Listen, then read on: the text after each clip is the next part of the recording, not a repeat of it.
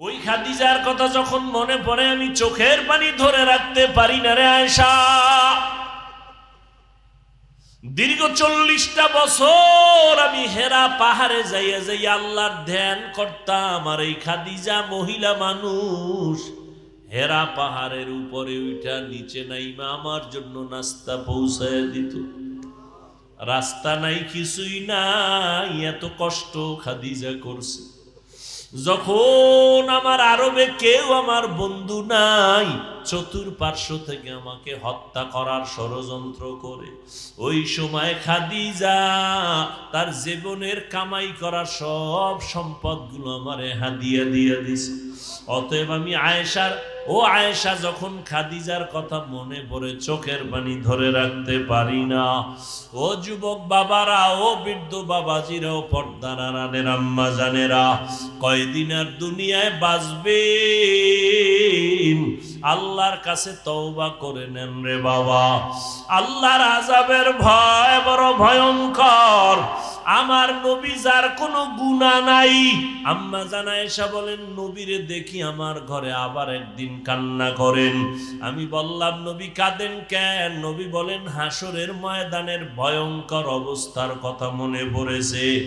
আমার উম্মতের কি উপায় হবে এই চিন্তায় আমি কান্না করতেছি। ও নবী, কি উপায় হবে, কেমন হবে হাসরের ময়দানের ভয়ঙ্কর অবস্থা? নবী বলেন আয়েশা, এই জমিনটা হবে হাসরের মাঠ, আর এই জমিন মানুষগুলো উলঙ্গ নারী পুরুষ আল্লাহর আদালতে দাঁড়াবে। সূর্যটা মাথার উপরে চলে আসবে, সূর্যের গরমে মাটির জমিনটা তামা হয়ে যাবে। অন্যদিকে জাহান্নামের আওয়াজে হাসরের ময়দানটা থরথর করে কেঁপে উঠবে। ওদিকে আমার আল্লাহ রাগান্বিত আওয়াজ দিবেন, লিমানিল মুলকুল ইয়াউম লিল্লাহিল ওয়াহিদিল কাহ্হার। আমার আল্লাহ এমন রাগান্বিত আওয়াজ দিবেন, সাথে সাথে হাসরের মানুষগুলো বেহুশ হয়ে যাবে। নবীদের কোনো গুনাহ নাই, তারাও কান্না শুরু করবেন। আদম নবী কাঁদবেন, মুসা নবী কান্না করবেন, ঈসা নবী কান্না করবেন, ইব্রাহিম নবী কান্না করবেন।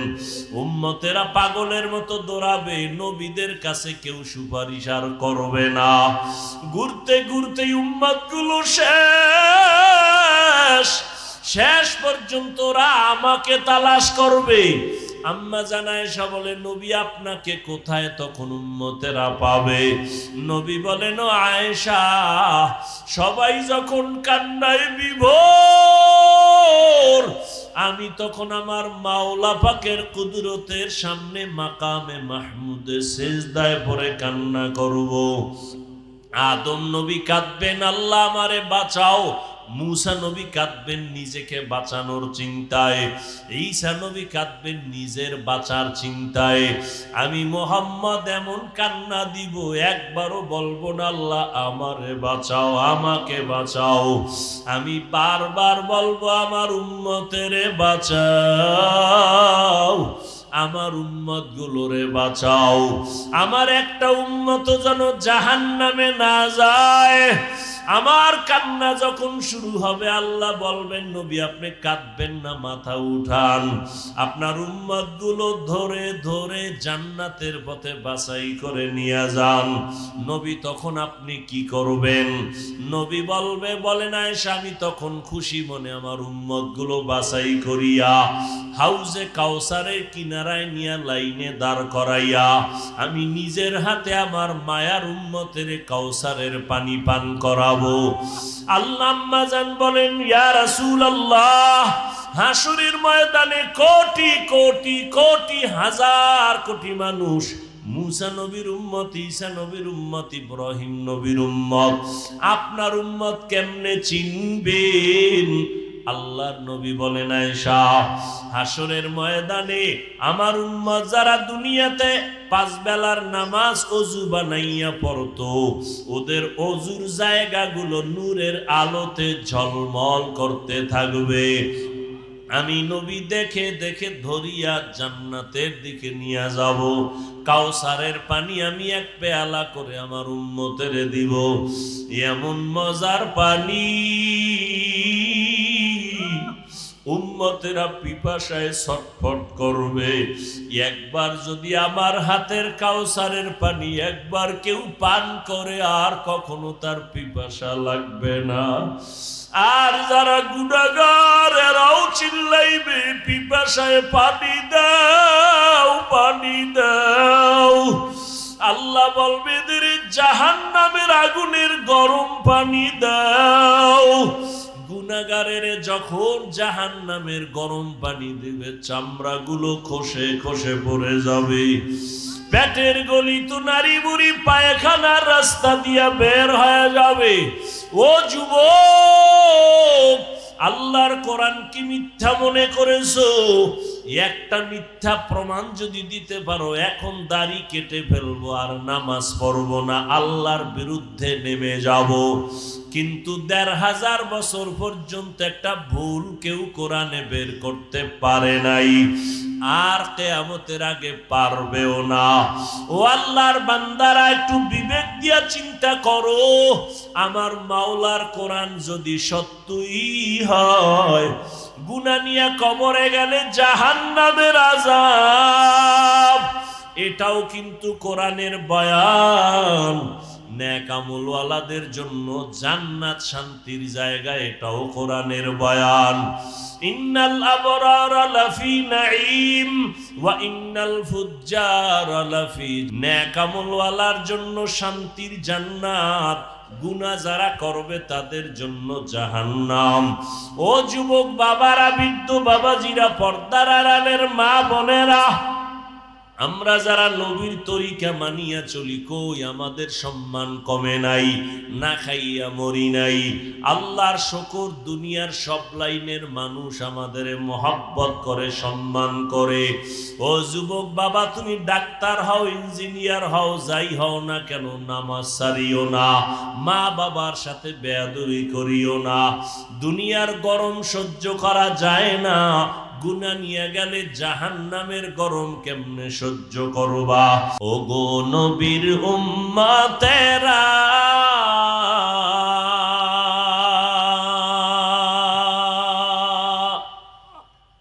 হয়ে আজি দিশাহারা,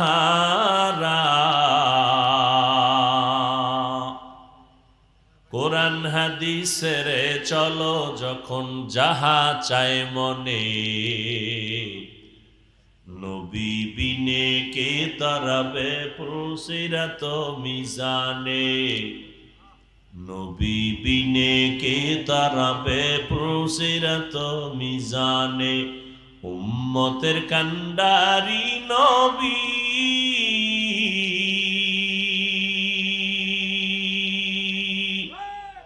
কাঁদছেন উম্মতের লাগি,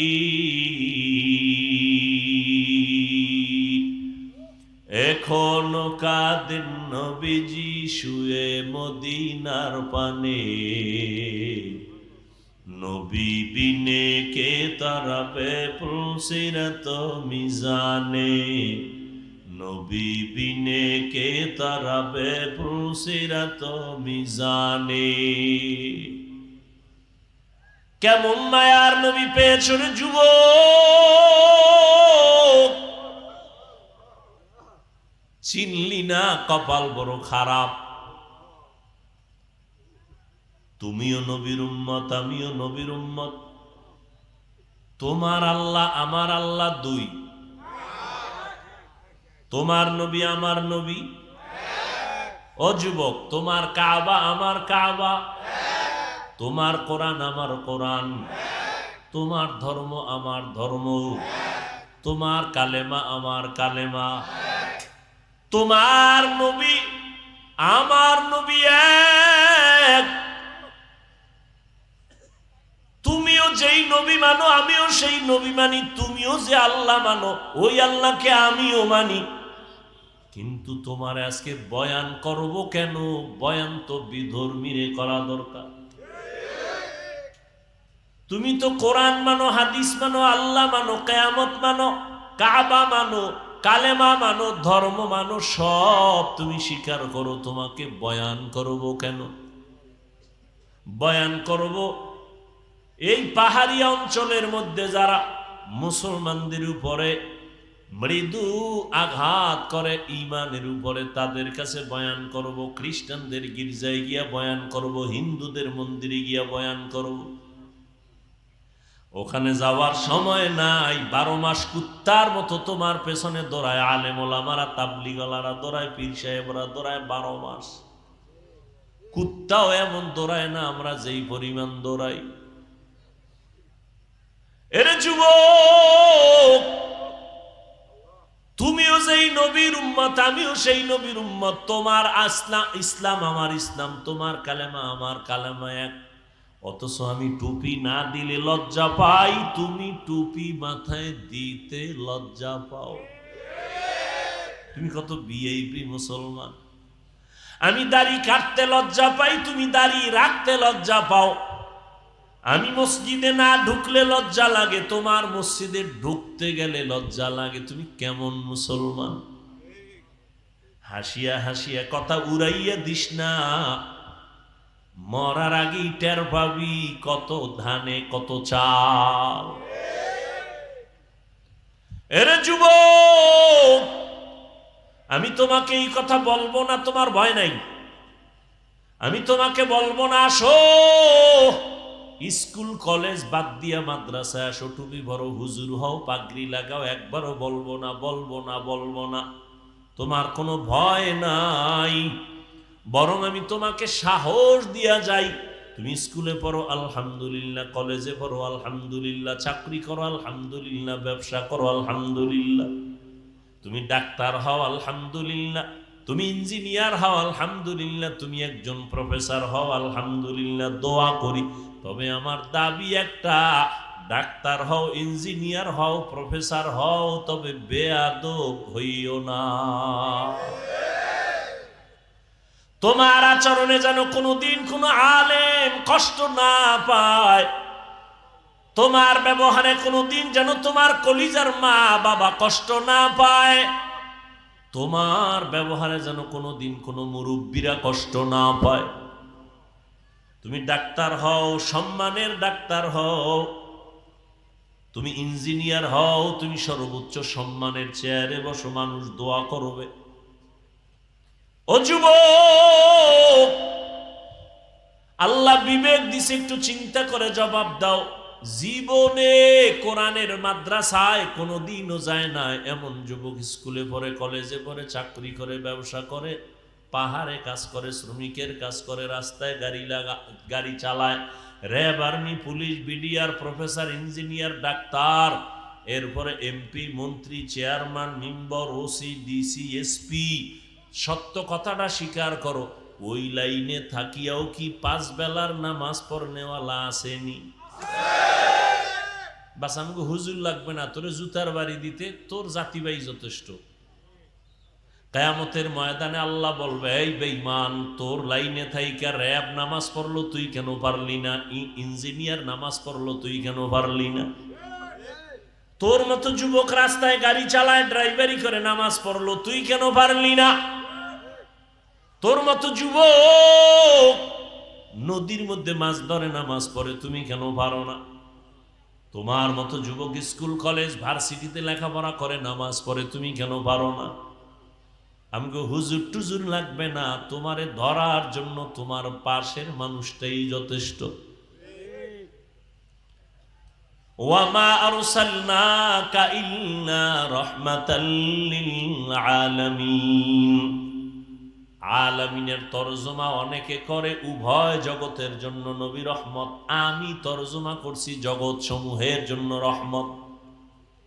উভয় জগতের তরজমা যদি করে তখন অর্থ দাঁড়ায় দুনিয়ার জগতের জন্য, পরকালের জগতের জন্য নবী রহমত। আসলে জগৎ তো উভয় না, জগৎ তো অনেক।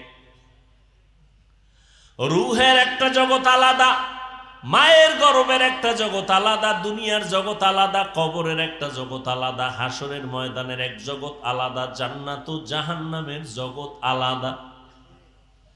এজন্য তরজমাটা করলাম, উভয় জগৎ না, জগৎ সমূহের জন্য নবী রহমত, রূহের জগতের জন্য নবী রহমত, মায়ের গর্ভের জগতের জন্য নবী রহমত, দুনিয়ার জগতের জন্য নবী রহমত, কবর জগতের জন্য নবী আলাদা রহমত, হাসরের ময়দানের জগতের জন্য নবী আলাদা রহমত, জান্নাত ও জাহান্নামের ক্ষেত্রে নবী আলাদা রহমত। আচ্ছা, জান্নাতের বেলায় নবী রহমত হইল না বিবেক বুঝে আসে হালকা, জাহান্নামের জন্য নবী রহমত, এটা আবার কি কথা? প্রশ্ন আছে না নাই? জবাব দেওয়ার সুযোগ আজকে নাই। রুহের জগতের জন্য নবী কেমনে রহমত, ভিন্ন আলোচনা। দুনিয়ার জগতের জন্য নবী কেমনে রহমত, ভিন্ন আলোচনা। কবর জগতের জন্য নবী কেমন রহমত, ভিন্ন আলোচনা। হাসুরের ময়দানের জন্য কেমন নবী রহমত, ভিন্ন আলোচনা। জান্নাতের জন্য জাহান্নামের জগতে নবী কেমন রহমত, ভিন্ন আলোচনা। আমি শুধুমাত্র অল্প টাইম দুনিয়ার জগতে নবী কেমন রহমতে নিয়ে দু চারটা কথা বলে মোনাজাত দিব। এবার আসেন দুনিয়ার জগতের জন্য নবী কেমন রহমত। দুনিয়ার জগতের জন্য শুধু নবী এভারেজ এক কথায় রহমত বললাম, কিন্তু এখানেও পাট পাট আলাদা আছে। বলে কেমন আলাদা? নবী যেমন মানুষের জন্য রহমত, নবী তেমন পশুর জন্য রহমত। নবী যেমন পুরুষের জন্য রহমত, নারীদের জন্য নবী আলাদা রহমত। নবী মুমিনের জন্য যেমন রহমত, বেঈমানের জন্য আবার নবী রহমত। রহমতের নবী যেমন জঙ্গলের প্রাণীদের জন্য রহমত, পানির মধ্যে প্রাণীদের জন্য নবী আলাদা রহমত। নবী সূর্যের জন্য রহমত, চাঁদের জন্য রহমত। রহমতের নবী মাছের জন্য যেমন রহমত, এই গাছের জন্য নবী রহমত। বুঝেন না, এই জন্য মাস্তানি করেন না, খবরদার। আপনি পারেন না এর মানে এটা না যেটা নাই। আপনি পারেন না এটা আপনার জানার দুর্বলতা আছে। নাই নেই বলবেন না, এটা নাই সেটা নাই, শেষে দেখবেন আপনিও নাই। নাই নেই বলবেন না। অনেকে থাকতেও আমার টাকা নাই, আমি ফকিন্নির বাচ্চা, টাকা নাই। তা আল্লাহ তোরে যা দিছি তুই আলহামদুলিল্লাহ কবি না? নাই যখন কইস দেখ তার নাই এর পরিণামটা কেমন। আল্লাহ নাই বানাই দিছে।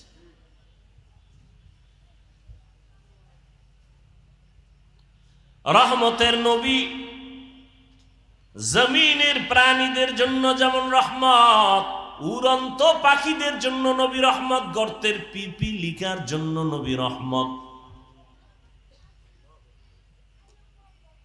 দুনিয়ার জগৎ এমন একটা মুহূর্ত চলতেছে, ঈসা নবী নাই, মুসা নবী নাই, মোহাম্মদ নবী আসবেন বহুদিন পর, মাঝখানে কেউ নাই, মুরব্বী নাই। গোটা দুনিয়ার মানুষগুলো চূড়ান্ত খারাপ হয়ে গেল।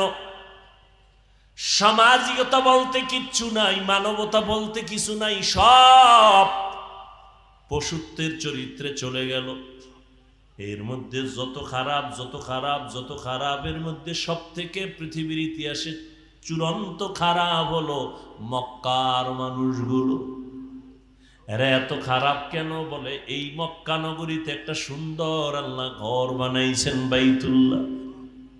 এমন একটা ঘর, যেই ঘরটার দিকে শুধু তাকায়া থাকলে আমল নামায় সওয়াব। এই এলাকার মানুষগুলো এতটাই খারাপ, এতটাই লম্পট, এতটাই চরিত্রহীন, এই বাইতুল্লাহ যার দিকে তাকায় থাকলে সওয়াব। এই ঘরটার চারদিকে মক্কার মানুষ উলঙ্গ হইয়া নারী পুরুষ একসাথে ঘুরে আর তাওয়াফ করে। কি মনে হয় ভালো মানুষ? হ্যাঁ, এই মক্কার মানুষ এত খারাপ। কন্যা সন্তানদের পছন্দ করে না, বিধবা নারীদের পছন্দ করে না। কন্যা হলেই বাবার মাথা গরম, নিজ বাবা নিজ কন্যা সন্তানটাকে পাথর চাপা দিয়ে মেরে ফেলে জ্যান্ত। কত খারাপ। আমগো বর্তমান দুনিয়াটাও একেবারে যে কম খারাপ তা না। আমগো বর্তমানেও কিছু কুলাঙ্গারের বাচ্চা আছে জমিনের মধ্যে, ছেলে হইলে খুশি হয়, মাইয়া হইলে বউরে গালি দেয়। কুলাঙ্গার নাই? নিকৃষ্ট কুলাঙ্গার। মাইয়া হলো কেন? বউরে জিগায়, বউ কি করছে? তোমার দেওয়া জিনিসটা বউ আমানত রাখছে, বউরে পুরস্কার দাও। দিছো তুমি, তো দোষ হইলে তোমার হইব, বউর কি দোষ? তুমি বউয়ের হাতে একটা জিনিস দিলা যে এটা রাইখা দাও। এখন তুমি কি স্বর্ণ দিছো না সিটি গোল্ড দিছো, এটা তো তোমার বিষয়। বউ রাইখে দিছে, চোরে টোরে নেয় না, এটারে হেফাজত করছে। এখন পরে যদি ধরা পড়ে যে তুমি স্বর্ণের নামে সিটি গোল্ড দিছো, তো জুতার বাড়ি তো তোমাকে দেওয়া লাগবে, বউর দোষ কি? আল্লাহ কায় কারো দোষ না, সব ক্ষমতার মালিককে। লিল্লাহি মুলকুস সামাওয়াতি ওয়াল আরদ ইয়াহাবু লিমান ইয়াশাউ ইনাসাও ওয়া ইয়াহাবু লিমান ইয়াশাউ যুকুর আও ইউযাওবিজুহুম যুকরানা ওয়া ইনাসা ওয়া ইয়াজআলু মান ইয়াশাউ আকিমা ইন্নাহু আলিমুন কাদির।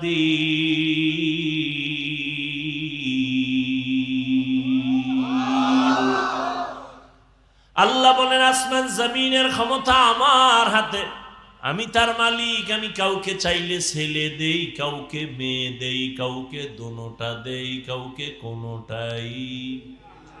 ক্ষমতা কার? কাদের কুদরত দারি বর কামাল আন্তা রব্বি আন্তা হাসবি জুল জালাল তুহি কাদের জলিলুল্লাহ জাহাদার বহর হালে তুহি মেরা নেগাহদার। এরে আল্লাহর বান্দারা, রহমতের নবী এই জায়গায় আসছেন। চূড়ান্ত খারাপ মানুষ। খাগড়াছড়ি এলাকার মধ্যে এরকম কোন চরিত্রহীন মানুষের আড্ডা কোন জায়গায় আসেনি? নাই। এলাকার হুজুরেরা সব এক হয়ে গেছে, এটারে দূর করা দরকার। কেমনে? বড় হুজুর কয় কেউ যাওয়া যাবে না, ওই লাইনের কিছু হাফ মেন্টাল আছে, ওরাও ওদের মতো বিড়ি টানে। এলাকার থেকে ওদের ডাকো, ডাইকা কয় তোমরা আগে একটু খবর নাও, ওখানের কি হালাত। কয় হুজুর আপনি যান। কয় না, পরিবেশ আগে তৈরি করো, আমি হুজুর গেলে সবাই বলবে হুজুর কেন জায়গায় গেছে। ওই লাইনের যারা একটু আছে এগো আগে পাঠাও, পরিবেশ তৈরি হলে হুজুর যাবে। কথা ঠিক না? আপনারাও বলবেন হুজুর ইয়া বেশ্যা পাড়ায় গেল কেন? অথচ পৃথিবীর নিকৃষ্ট চরিত্রহীন খারাপ মানুষ, যুবক যুবতীদের বিয়ার সিস্টেম নাই, যেখানে সেখানে যৌবনের আদান প্রদান করে জন্ম হয় বাচ্চা।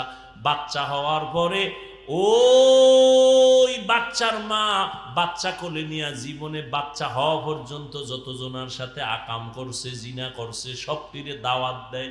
দাওয়াত দিয়া লাইনে দাঁড় করাইয়া ওই মেয়েটা যদি বলে এই বাচ্চার বাবা এই ছেলে বীর্জনার ভিতরে এইজন, ওদিন থেকে হইল এই ছেলে এই বাচ্চার বাপ। কে কইতইব? বাচ্চার মা কইলইব যে হ্যাঁ এইটা এর বাপ। কতটা খারাপ! আমগো বর্তমান অবস্থাটা কম খারাপ না। বাবা তার আপন মেয়েটারে হোটেলের মধ্যে ঢুকাইয়া কয় আজকের রাতের জন্য তুই আমার কাছে স্ত্রীর মতো। নাউজুবিল্লাহ আসে না? আমার সোনার বাংলার তাজা খবর। কোন দেশে আসরে মুসলমান মা বাবা সন্তানের জবাই করে, সন্তান মা বাবাকে জবাই করে। এখন তো জবাই করাটা কেমন যেন হাতের ময়লার মতো হয়ে গেছে। কুত্তা মারলে কষ্ট লাগে, মানুষ জবাই দিতে কষ্ট পায় না। কোন দুনিয়ায় আইলাম। আল্লাহ হেদায়াত দান করুন। দেখছেন এত খারাপ মানুষের মাঝে পাঠাইছেন কারে? পৃথিবীর শ্রেষ্ঠ নবীরে পাঠাইছেন, যার কোনো তুলনা। যেই নবীর চেহারা দেখলে পেটের ক্ষুধা থাকে না, যে নবীর কদম যেখানে দেয় সেখান থেকে দীর্ঘ বছর মেশকের ঘ্রাণ, যেই নবীর ঘাম থেকে মেশকের ঘ্রাণ, সেই নবীকে একটা নাপাক জায়গায় পাঠাইলেন, নাপাক মানুষের মধ্যখানে আসলো পৃথিবীর ফুটন্ত গোলাপ।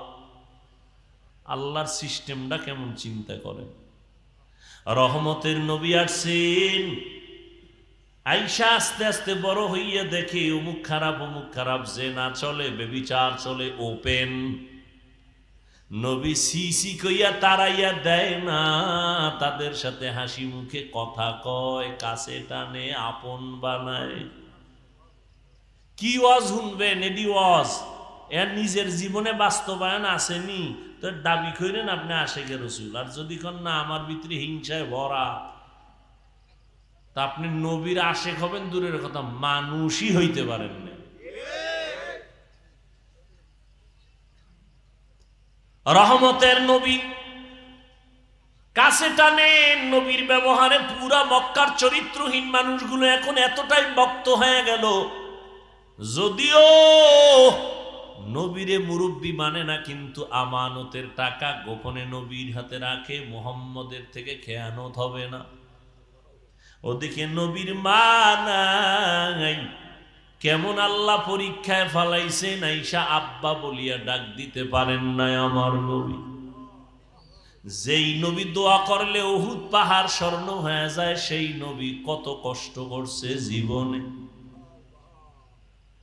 মায়ার নবী এত কষ্ট করেছেন। রহমতের নবী আমার 40টা বছর পর্যন্ত কোনোদিন কাউকে বলে নাই নামাজ পড়ো, কালেমা পড়ো, জিকির করো, তেলাওয়াত করো।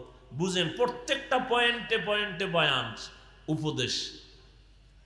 আপনি রাস্তায় একজনের পাইছেন, হ্যাঁ, চিনেন নাই, লোকটার বাড়ি কই, সালামালাইকুম দিয়েই কইলেন, এই মেয়ে আপনার দাড়ি নেই কেন? এরম পণ্ডিত আসেনি? রসুলের আদর্শ কি আর আপনার আদর্শ কি?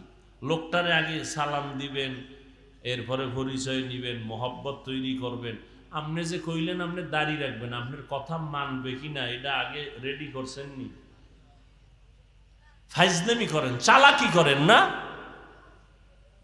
একটা লোককে বয়ান করার আগে মাহওয়াল তৈরি করতে হবে যে আমার কথাটা মানবে কিনা, সেই অবস্থা তৈরি করতে হবে। এরপরে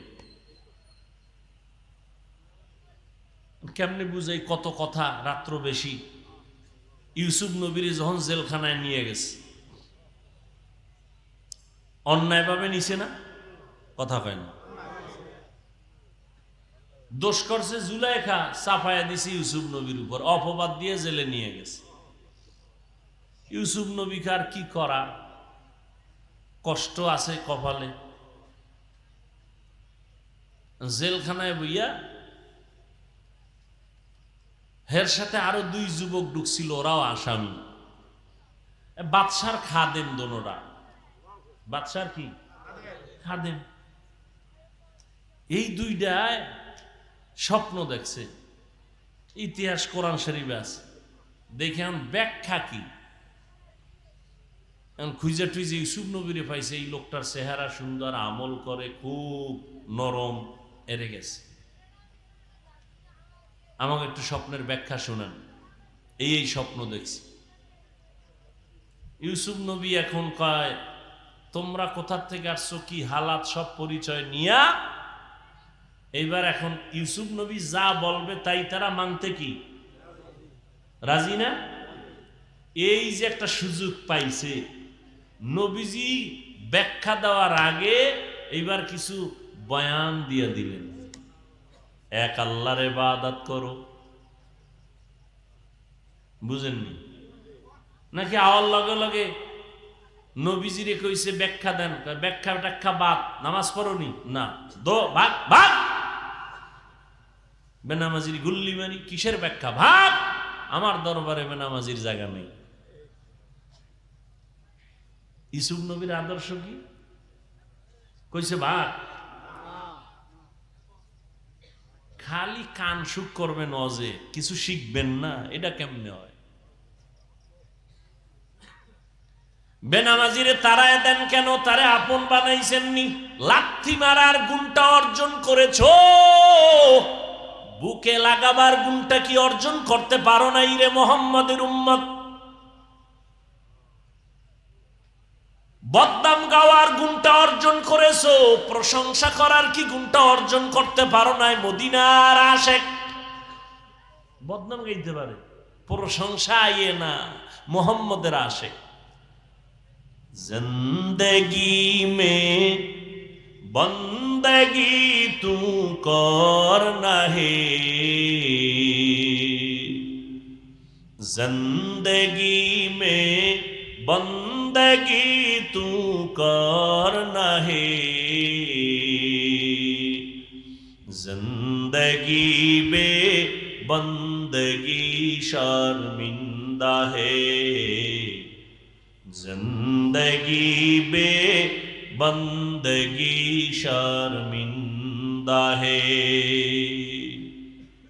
খারাপ লাগে?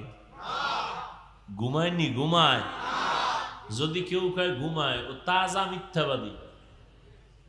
মোবাইল যেদিন থেকে আসছে ওদিন থেকে বাঙালির ঘুম রাতের বেলা জবাই হয়ে গেছে।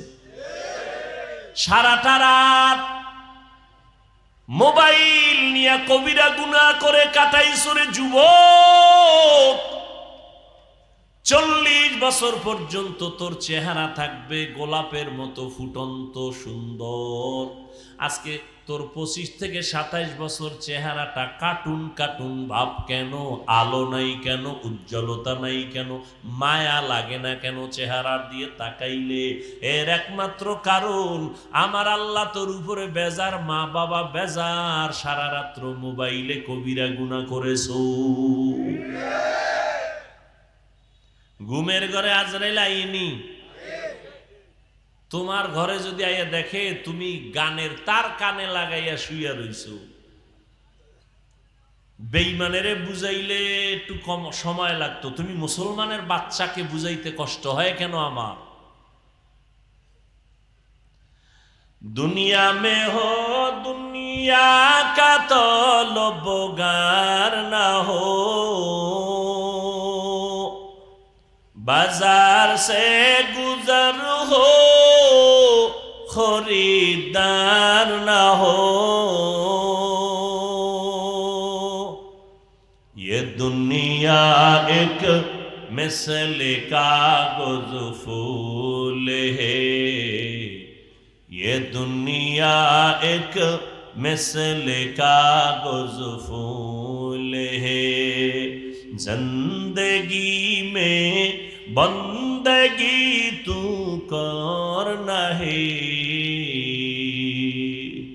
जिंदगी में बंदगी तू करना है,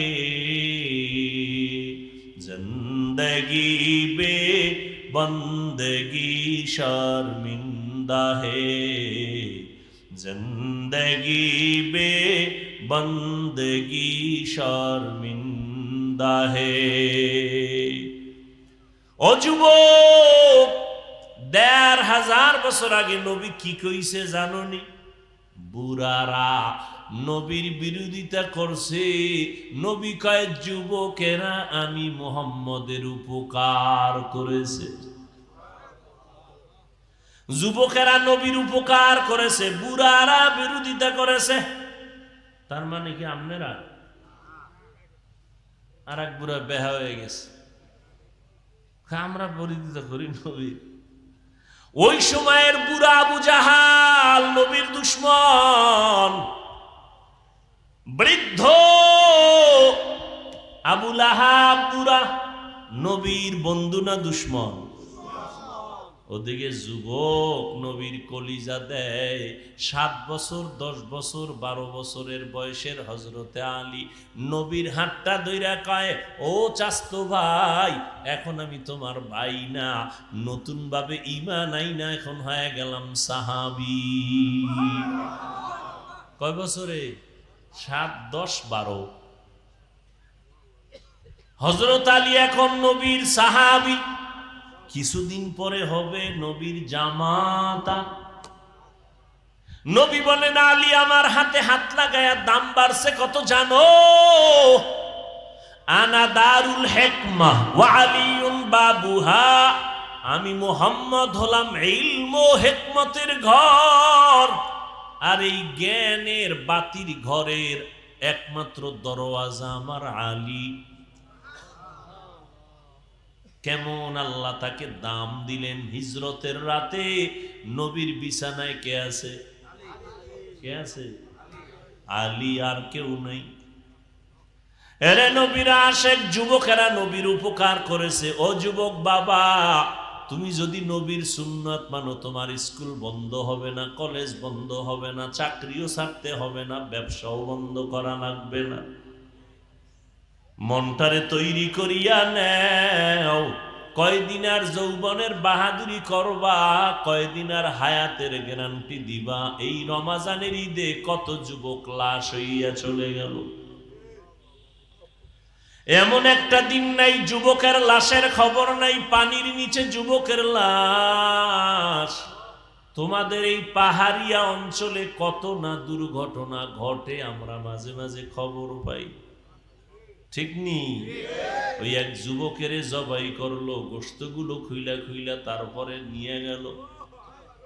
ও যুবক রে, কয়দিন আর দুনিয়ায় বাজবা? ও আল্লাহর বান্দারা, আমরা টুপি পরলাম, নবীর মোহাব্বতে দাড়ি রাখলাম, নবীর আদর্শের কারণে জামা পরলাম, জীবনে স্কুলের বারান্দায় যাই না, কোনো সরকারি সার্টিফিকেট নাই। ও যুবকেরা, মাওলা জ্ঞান দিছে, একটু চিন্তা কর। আমাদের সার্টিফিকেট না থাকার কারণে বল আমরা না খাইয়া মরে গেছি, সম্মান কমেছে। মহামারী করোনা, স্কুল বন্ধ, কলেজ বন্ধ, চাকরি বন্ধ, ব্যবসা বন্ধ, সব বন্ধ। রেল বন্ধ, ট্রেন বন্ধ, বাস বন্ধ, ফ্যাক্টরি বন্ধ, সব বন্ধ। তাকাইয়া দেখ, আমার মাওলার কুদরত, একটা কোরআনের মাদ্রাসাও বন্ধ হয় না। তোমরা করোনায় মাস্ক লাগাইছো, ট্রিপল মাস্ক। ছেলে দুইটা শিক্ষিত কুলাঙ্গার। কি কুলাঙ্গার? শিক্ষিত কুলাঙ্গার। করোনায় বাবা মারা গেছে, টাকা দিয়া গরিবের কয়, বাবার লাশটা রাস্তার পার্শ্বে ফালাইয়া দিয়া আসো রাতে। গরিবেরা লাশটা রাস্তার পার্শ্বে যখন ফালাইয়া গেল, ছেলেরা দরওয়াজা জানালা লক করে ঘুমায় গেল। জানালা খুইলে একদিন দেখলো না বাবা লাশটা কি কুত্তায় খাইলো নাকি কেউ জানাজা ভরাইলো। ও যুবকেরা, ইতিহাস ভুলিয়া যাইও না। আমার দেশের এই শত শত করোনার লাশ, আমার দেশের কিছু পুলিশ ভাইরা আর সিংহবাগ টুপিওয়ালা ওলামায়ে কেরাম এই লাশগুলো কাদের মধ্যে নিছে, গোসল করাইয়া, কাফন পরাইয়া, জানাজা ভরাইয়া এগুলোরে কবরে দাফন করছে। একজন হুজুরেও করোনায় মরে না। ইহুদি বেঈমান সহ সারা দুনিয়ার বিধর্মীরা চায় কোরআনের আওয়াজ বন্ধ হয়ে যাক। কম তুফান আসে না ইসলামের উপরে। আমার নবীর উপরে কেমন তুফান!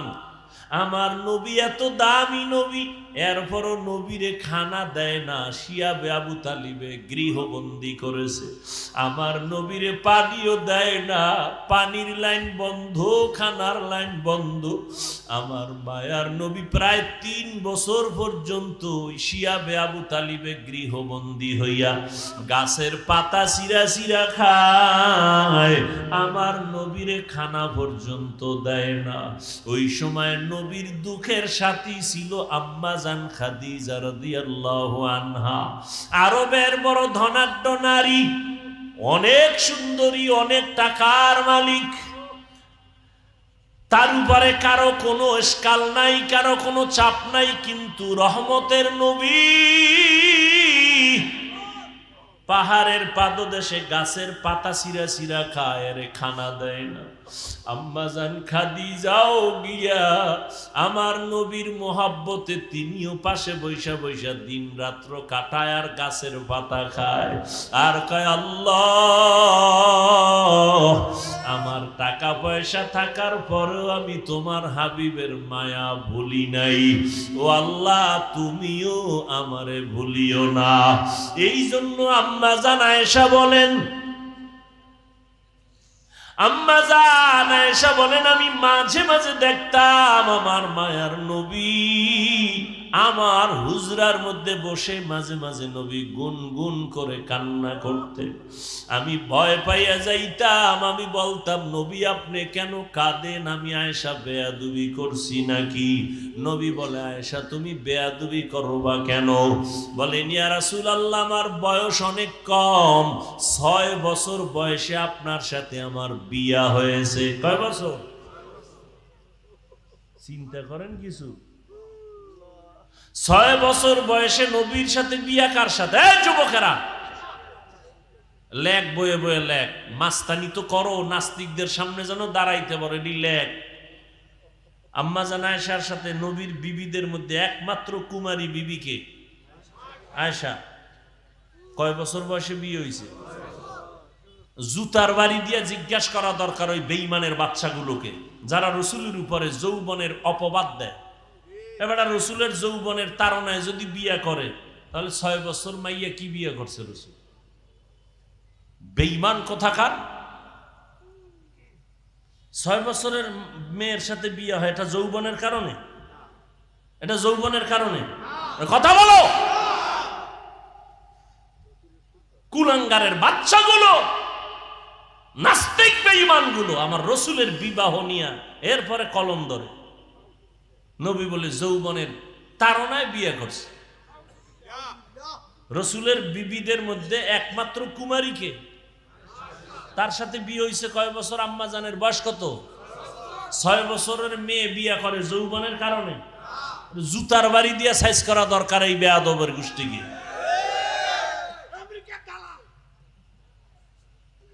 আম্মা জান আয়েশা বলেন, ইয়া রাসূলুল্লাহ, 6 বছর বয়সে আপনার সাথে আমার বিয়া হলো। খেয়াল করো যুবকেরা, লেখা রাখো, একটু লেখো। আচ্ছা যদি নাই লিখতে পারো একটু খেয়াল করো, আর বাকি গুগলে গিয়ে সার্চ দিও, পাওয়া।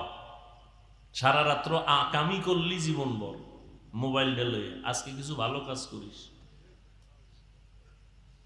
আম্মা জান আয়েশা বলেন, 9 বছর, 6 বছরে বিয়া, 9 বছরে আমি আপনার ঘরে আসছি।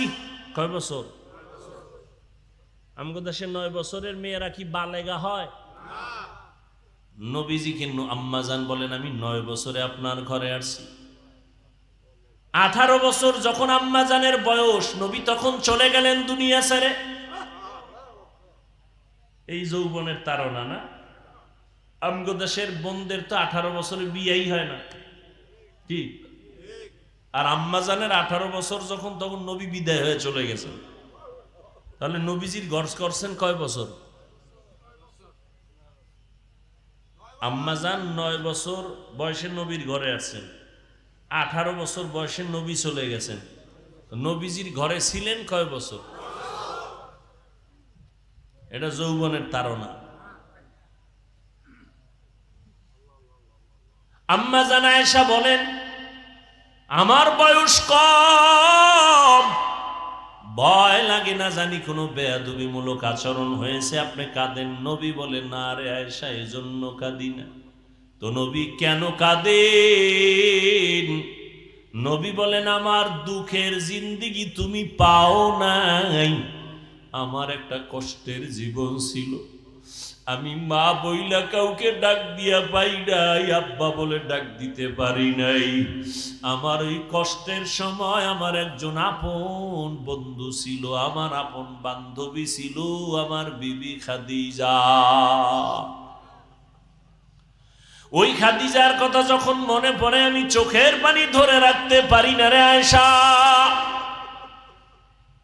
দীর্ঘ 40টা বছর আমি হেরা পাহাড়ে যাইয়া যাইয়া আল্লাহর ধ্যান করতাম, আর এই খাদিজা মহিলা মানুষ হেরা পাহাড়ের উপরে উঠা নিচে নাইমা আমার জন্য নাস্তা পৌঁছায় দিত।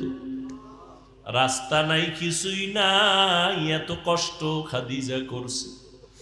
যখন আমার আরবে কেউ আমার বন্ধু নাই, চতুর্পার্শ্ব থেকে আমাকে হত্যা করার ষড়যন্ত্র করে, ওই সময় খাদিজা তার জীবনের কামাই করা সব সম্পদগুলো আমারে হাদিয়া দিয়ে দিছে।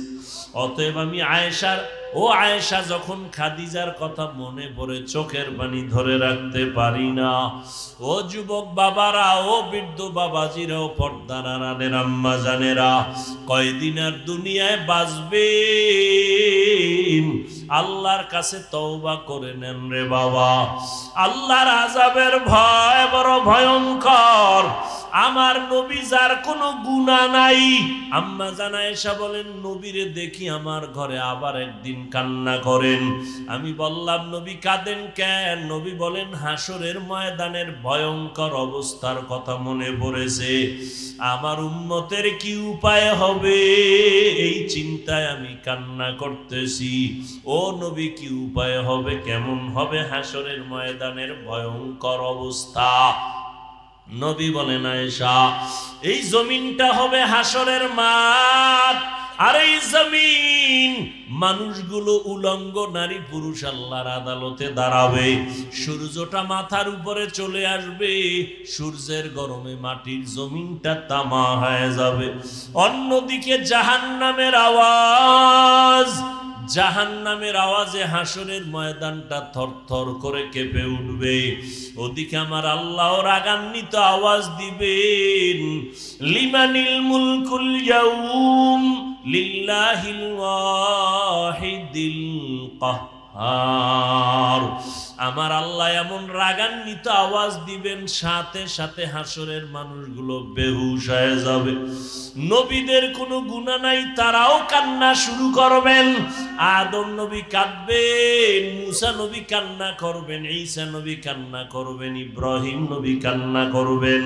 উম্মতেরা পাগলের মতো দৌড়াবে, নবীদের কাছে কেউ সুপারিশ আর করবে না। ঘুরতে ঘুরতে উম্মতগুলো শেষ পর্যন্ত ওরা আমাকে তালাশ করবে। আম্মা জান আয়েশা বলে, নবী আপনাকে কোথায় তখন উম্মতেরা পাবে? নবী বলেন, ও আয়েশা, সবাই যখন কান্নায় বিভোর, আমি তখন আমার মাওলা পাকের কুদরতের সামনে মাকামে মাহমুদে সিজদায় পড়ে কান্না করব। আদম নবী কাঁদবেন, আল্লাহ আমারে বাঁচাও। মুসা নবী কাঁদবেন নিজেকে বাঁচানোর চিন্তায়, ঈসা নবী কাঁদবেন নিজের বাঁচার চিন্তায়। আমি মুহাম্মদ এমন কান্না দিব, একবারও বলবো না আল্লাহ আমারে বাঁচাও, আমাকে বাঁচাও। আমি বারবার বলবো, আমার উম্মতেরে বাঁচাও, আমার উম্মত গুলোরে বাঁচাও। আমার একটা উম্মত যেন জাহান্নামে না যায়। আমার কান্না যখন শুরু হবে, আল্লাহ বলবেন, নবী আপনি কাঁদবেন না, মাথা উঠান, আপনার উম্মত গুলো ধরে ধরে জান্নাতের পথে বাছাই করে নিয়ে যান। নবী তখন আপনি কি করবেন?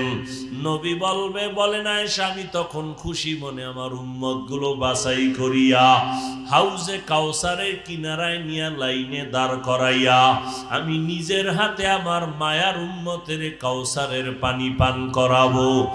আল্লাহ আম্মা জান বলেন, ইয়া রাসূলুল্লাহ, হাসরের ময়দানে কোটি কোটি কোটি হাজার কোটি মানুষ মুসা নবীর উম্মত, ঈসা নবীর উম্মত, ইব্রাহিম নবীর উম্মত। আপনার উম্মত কেমনে চিনবেন?